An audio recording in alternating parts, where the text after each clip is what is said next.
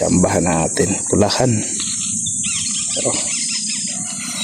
Good morning guys. Nakasalit ulit tayo maniksay. So dahil umulang kahapon ng hapon guys, di naman ganun kalakas. So tanggal alikabok lang.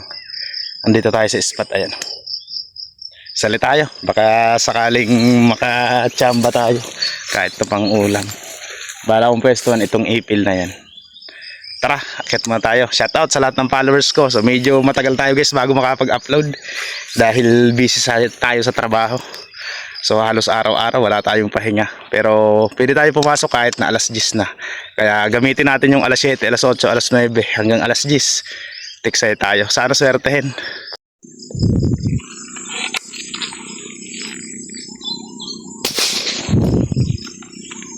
Huli guys. Matsamba tayo. Malapad-lapad ng tilapia. Ayun. Tangay-tangay yung tali. Maganda sana yung tama.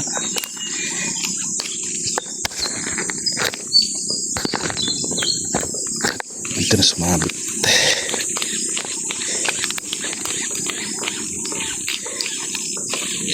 Ayan.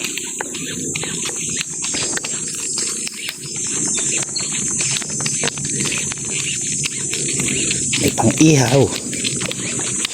Pang-ihaw tayo.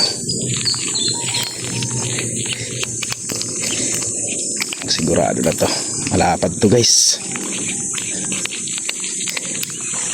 Bumanaag lang.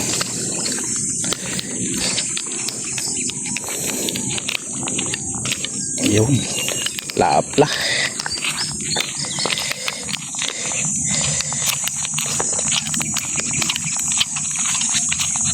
Inabangan ko lang talaga to. Kanina nakita ko na guys. Kaso umalis siya. Ayan. Tsambahan natin. Pulakan. Laki.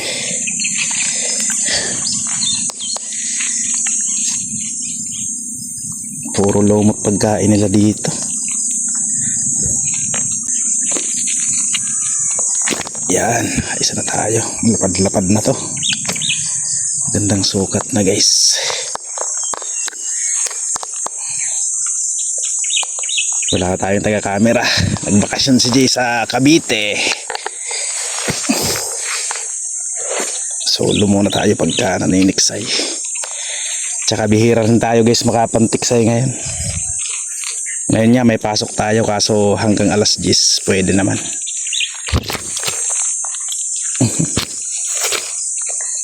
Hanggang alas 10 lang tayo.